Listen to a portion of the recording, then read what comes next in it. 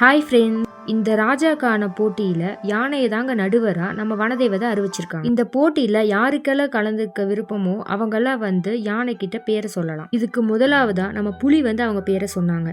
அதுக்கப்புறம் நரி, அதுக்கப்புறமா தான் நம்ம காட்டுக்கு ராஜாவான இங்க பேரை கொடுத்துட்டாங்க. நடுவரான யானை போட்டியின் நிபந்தனையை பத்தி எல்லாத்திடமும் சொன்னாங்க.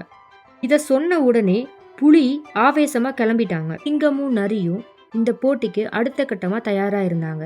அந்த புலி பூவை பறிக்கிற ஆர்வத்துல வேகமா போய் மரத்துல முட்டி மேல இருந்த பூவை கீழே உதிர வச்சிட்டாங்க. அப்புறம் போட்டியில தோத்துட்டாங்கன்னு அங்க இருந்து கிளம்பிட்டாங்க. அப்புறம் நரியும் சிங்கமும் அங்க வந்தாங்க. நரி ஒரு திட்டத்தை தீட்டுச்சுங்க.